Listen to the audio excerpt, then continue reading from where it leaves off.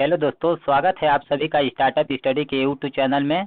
दोस्तों, MP police constable आज 8 जनवरी second shift का एग्जाम हो चुका है, जिसके प्रश्नों का हम आपके सामने लेकर आए हैं। यदि आपका एग्जाम हो चुका है तो आप मिलान जरूर करें, और यदि आपका एग्जाम आने वाला है तो यह वीडियो आपके लिए बहुत ही इम्पोर्टेंट साबित होने वाली है, क्योंकि इन्हीं प्रश्नों पर आधारित प्रश्न आपके भी एग्जाम में आएंगे। इससे आपको एग्जाम का पैटर्न पता चल जाएगा कि किस प्रकार के प्रश्न इस समय के एग्जाम में पूछे जा रहे हैं, जिससे आप अपने तैयारी को और भी बेहतर बना सकेंगे। और डेली के एग्जाम का एनालिसिस पाने के लिए चैनल को सब्सक्राइब जरूर कर लें। तो चलिए बिना देरी के हुए वीडियो स्टार्ट करते हैं। दोस्तों, आज का फर्स्ट क्वेश्चन है, मध्य प्रदेश की ऊर्जा राजधानी कौन सी है? तो इसका करेक्ट आंसर है सिंगरौली। सिंगरौली मध्य प्रदेश की ऊर्जा राजधानी है। इसको ऊर्जा राजधानी क्यों बोला जाता है? क्योंकि सिंगरौली में सबसे अधिक कोयला है। क्या है? कोयला है, जिससे यहाँ पे बहुत सबसे अधिक पावर प्लांट है और यहाँ पे विद्युत का ज़्यादा उत्पादन होता है, इसलिए इसे ऊर्जा राजधानी बोला जाता है। आपको याद रखना है। सेकंड क्वेश्चन है, भारत में सक्रिय ज्वालामुखी है? अंडमान निकोबार। थर्ड क्वेश्चन है, रानी कमलापति किस वंश से संबंधित है? तो गोंड वंश से। ये एक गोंडवाना शासिका थी। और आपको एक चीज याद रखना है, अभी हाल ही में हबीबगंज रेलवे स्टेशन का नाम चेंज करके रानी कमलापति रेलवे स्टेशन रखा गया है। नेक्स्ट क्वेश्चन देखते हैं क्या है। प्रश्न नंबर 4, मध्य प्रदेश में तेंदू का पत्ता कहाँ मिलता है? तो इसका करेक्ट आंसर है जबलपुर। जबलपुर में तेंदू का पत्ता मिलता है। अगला है, चित्रगुप्त मंदिर कहाँ स्थित है? तो इसका करेक्ट आंसर होगा खजुराहो। खजुराहो में चित्रगुप्त मंदिर स्थित है। अगला है, राष्ट्रमंडल खेल का प्रथम आयोजन कहाँ किया गया था? तो इसका प्रथम आयोजन कनाडा में किया गया था, कनाडा देश। क्वेश्चन नंबर 7, मध्य प्रदेश में खनिज निगम की स्थापना कब हुई? तो इसका करेक्ट आंसर है 1962। 1962 में मध्य प्रदेश में खनिज निगम की स्थापना की गई। अगला दिया गया है, तेली का मंदिर कहाँ स्थित है? तो तेली का मंदिर कहाँ स्थित है? ग्वालियर। आपको याद रखना है, तेली का मंदिर कहाँ स्थित है? ग्वालियर में है। अगला क्वेश्चन आया है, विवेक सागर किस खेल से संबंधित है? तो यह हॉकी खेल से संबंधित है। विवेक सागर किस खेल से संबंधित है? हॉकी। आगे देखिए, बरमांग का मेला कहाँ लगता है? तो बरमांग का मेला कहाँ लगता है? नरसिंहपुर। इसको आपको कैसे याद रखना है? यहाँ पर देखिए एक शब्द है बर। बर किसको बोला जाता है? दूल्हे को। और ये क्या होता है? एक नर होता है। और यहाँ पे एक शब्द क्या है? नर। तो इस तरह से याद रख सकते हैं कि बरमांग का मेला कहाँ लगता है? नरसिंहपुर में। अगला क्वेश्चन है जो कि आपके एग्जाम में पूछा गया है, मध्य प्रदेश का रेप्टाइल पार्क कहाँ है? तो मध्य प्रदेश का रेप्टाइल पार्क कहाँ है? पन्ना में है। इसका करेक्ट आंसर हो जाएगा पन्ना। अब इसको आप याद कैसे रखेंगे? यहाँ पर देखिए क्या है? टाइल। टाइल को याद कर लीजिए आप फाइल से। फाइल, और फाइल किससे बनी होती है? पन्नों से बनी होती है। तो इस तरह से आप याद रख सकते हैं कि मध्य प्रदेश का रेप्टाइल पार्क कहाँ है? पन्ना जिला में है। अब अगला दिया गया है, चुलिया जल प्रपात किस नदी पर स्थित है? तो इसका करेक्ट आंसर है चंबल नदी। चंबल नदी पर चुलिया जल प्रपात स्थित है। कैसे याद रखेंगे? यहाँ पर देखिए च आप याद रख सकते हैं। अगला है, गोटमार का मेला कहाँ लगता है? तो इसका करेक्ट आंसर है छिंदवाड़ा। छिंदवाड़ा में गोटमार का मेला आयोजित होता है। अगला है, उर्दू अकादमी कहाँ स्थित है? भोपाल में स्थित है। अगला क्वेश्चन है, मराठी अकादमी कहाँ स्थित है? तो यह कहाँ स्थित है? भोपाल में स्थित है। आपको याद रखना है। दोस्तों, एग्जाम में क्वेश्चन बहुत ही आसान, एमपी जीके के ज़्यादा क्वेश्चन पूछे जा रहे हैं और बहुत ही आसान क्वेश्चन पूछे जा रहे हैं। आपको पूरी मेहनत के साथ जी जान से तैयारी करनी है, क्योंकि यह मौका बार बार नहीं मिलता है। आपको पता है कि गवर्नमेंट इतना जल्दी एग्जाम इतनी आसानी से नहीं करवाती है। एग्जाम हो रहा है तो आप पूरी जी जान से लग जाइए और अपने सपनों को पूरा कीजिए। देखिए अगला क्वेश्चन क्या पूछा गया है, महाराष्ट्र का लोक नृत्य कौन सा है? तो महाराष्ट्र का लोक नृत्य क्या है? लावड़ी। याद रखना है आपको। अगला क्या दिया गया है, लीला जोशी कहाँ की रहने वाली हैं? तो इन पे लीला जोशी पे आधारित एक प्रश्न आया था। ये कहाँ की रहने वाली हैं? रतलाम की रहने वाली हैं। अब आगे देखिए, जोगेश्वरी देवी का मंदिर या मेला कहाँ लगता है? तो जोगेश्वरी देवी का मेला अशोक नगर में लगता है और इनका अशोक नगर में मंदिर भी है। तो आपको याद रखना है। अगला क्वेश्चन दिया गया है मोती महल कहाँ स्थित है, तो मोती महल कहाँ पे स्थित है, ग्वालियर। इसका करेक्ट आंसर क्या हो जाएगा, ग्वालियर। अब याद कैसे रखेंगे आप, यहाँ पर देखिए क्या है, ग्वाली, तो कृष्ण की जो ग्वालियां थी वो सबसे अधिक क्या पहनती थी, मोती, मोतियों से अपने आप को सजाती थी। तो इस तरह से ये फनी वेब है, आपको याद करना है, माइंड में थोड़ा सा फिट करना है। अब देखिए क्या है, अजंता की गुफाएं, अजंता की गुफाएं कहाँ स्थित हैं, तो महाराष्ट्र में स्थित है। आपको याद रखना है अजंता की गुफाएं कहाँ स्थित हैं, महाराष्ट्र में। आगे बोला गया है कॉमनवेल्थ गेम्स की शुरुआत कब हुई थी, तो कॉमनवेल्थ गेम की शुरुआत कब हुई थी, 1930 में।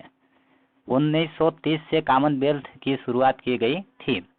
अगला क्वेश्चन है मालवा उत्सव कहाँ मनाया जाता है, तो यह इंदौर और उज्जैन दोनों जगह मालवा उत्सव मनाया जाता है। अभी करंट हाल ही में इंदौर में मालवा उत्सव मनाया गया है। अगला क्वेश्चन देखते हैं क्या आया है, दिल्ली को भारत की राजधानी कब बनाया गया, तो इसका करेक्ट आंसर होगा 1911। 1911 में दिल्ली को भारत की राजधानी बनाया गया।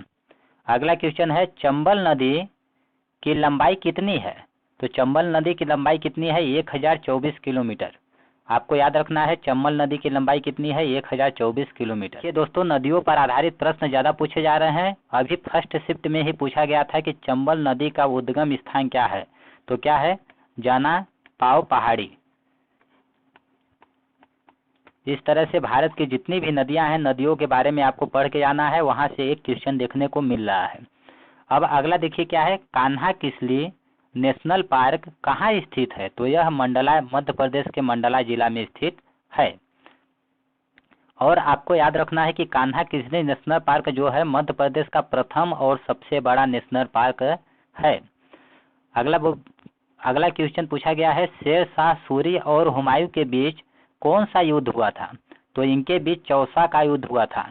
यह कब हुआ था, चौसा का युद्ध 1540 ईस्वी में। नेक्स्ट क्वेश्चन देखिए क्या आया था, इसरो की स्थापना कब की गई, तो इसका करेक्ट आंसर है सन 1969 में। इसरो की स्थापना कब की गई, 1969 में इसरो की स्थापना की गई। अब आगे देखिए महू का नाम अम्बेडकर नगर कब किया गया, तो इसका करेक्ट आंसर है सन 2003। 2003 में महू का नाम अम्बेडकर नगर कर दिया गया। तो यहाँ पर देखिए दोस्तों जिन शहरों के नाम चेंज हुए हैं उनसे रिलेटेड क्वेश्चन आ रहे हैं, आपको पढ़ के जाना है। कि फर्स्ट शिफ्ट में पूछा गया था कि मिंटो हॉल का नया नाम क्या है, तो मिंटो हॉल का नया नाम रखा गया है कुशाभाऊ ठाकरे। तो आपको इस तरह से याद रखना है। अगला देखिए क्या पूछा गया है, ब्रह्म समाज की स्थापना किसने की, तो इसका करेक्ट आंसर हो जाएगा राजा राम मोहन राय। राजा राम मोहन राय के द्वारा ब्रह्म समाज की स्थापना की गई। आप इसको याद कैसे रखेंगे, देखिए यहाँ पे क्या है ब्रह्मा और यहाँ पे क्या है राम मोहन। राम मोहन दोनों क्या है, विष्णु के अवतार हैं, तो इस तरह से याद कर सकते हैं आप ब्रह्मा विष्णु।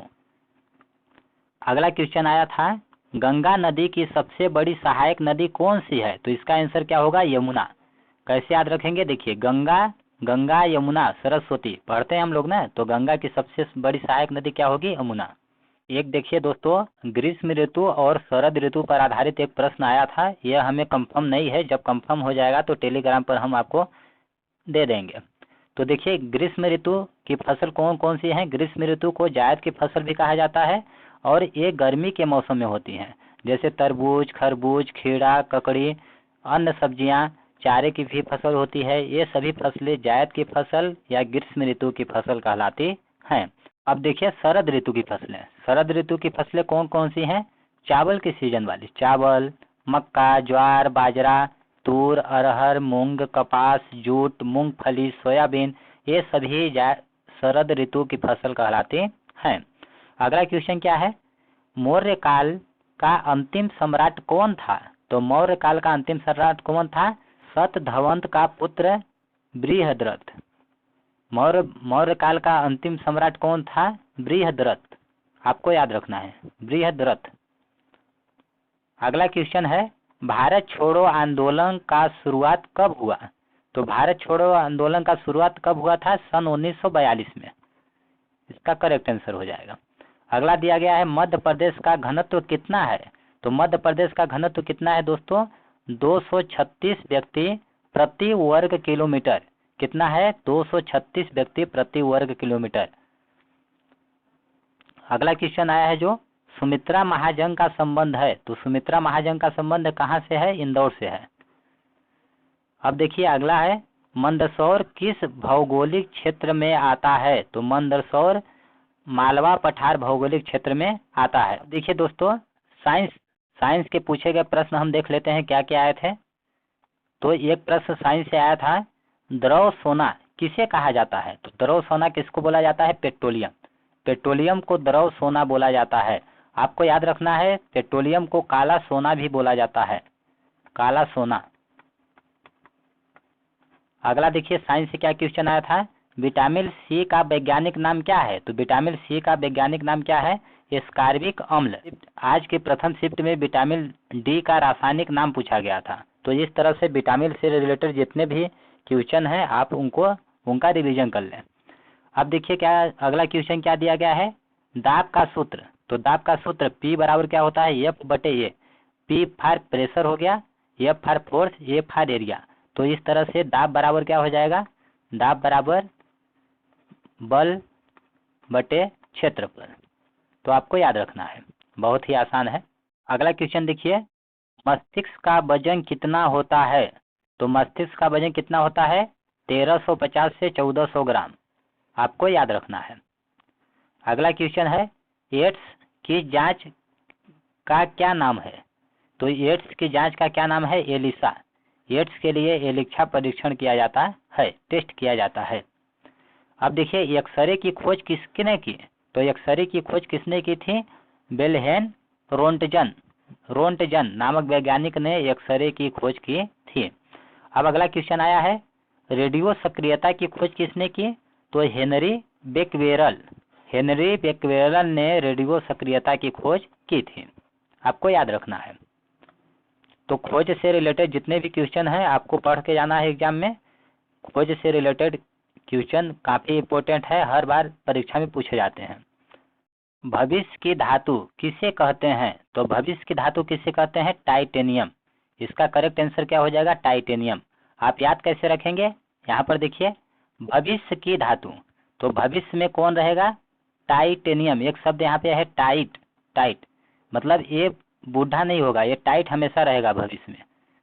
तो इस तरह से भविष्य की धातु क्या हो जाएगी? टाइटेनियम। आपको याद रखना है। आगे देखिए क्या दिया है, मेंडलीव की आवर्त सारणी में तत्वों को किस प्रकार रखा गया था? तो मेंडलीव की आवर्त सारणी में तत्वों को रखा गया था परमाणु भार के बढ़ते हुए क्रम में। अगला क्वेश्चन आया है, भारत की सबसे लंबी नदी कौन सी है? तो भारत की सबसे लंबी नदी कौन सी है? गंगा। इसका करेक्ट आंसर क्या हो जाएगा? गंगा।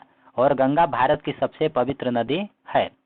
इस तरह से दोस्तों इस शिफ्ट में पूछे गए प्रश्नों को हमने देख लिया है, और जैसे प्रश्नों का अपडेट मिलता है हम टेलीग्राम पे आपको प्रोवाइड करेंगे। दोस्तों यदि आपके भी अंदर वर्दी पहनने का जुनून है तो पूरी जी जान लगा दीजिए इस एग्जाम के खातिर, और पूरी शिद्दत के साथ मेहनत कीजिए और अपने भी सपनों को आप पूरा कीजिए। हम और हमारी टीम आपके साथ है। हमारी टीम द्वारा आपको फ्री क्लासेस प्रोवाइड किए जा रहे हैं, मॉक टेस्ट, प्रीवियस ईयर के क्वेश्चन पेपर वीडियो के साथ प्रोवाइड किए जा रहे हैं। एमपी पुलिस कांस्टेबल के लिए सिलेबस नोट्स का पीडीएफ फ्री में प्रोवाइड किया जा रहा है। फ्री में प्रैक्टिस सेट के वीडियो प्लस पीडीएफ आपको प्रोवाइड किए जा रहे हैं। तो इस तरह से आप यदि हमारे चैनल पर पहली बार हैं तो चैनल को जरूर सब्सक्राइब कर लें और वर्दी पहनने का सपना अपना पूरा करें। यदि आपको किसी भी इस एग्जाम से रिलेटेड किसी भी प्रकार का कोई भी कंफ्यूजन हो तो आप इस व्हाट्सएप नंबर पर हमें कांटेक्ट कर सकते हैं। हम आपकी सहायता के लिए हमेशा तत्पर हैं। धन्यवाद दोस्तों। जय हिंद, जय भारत।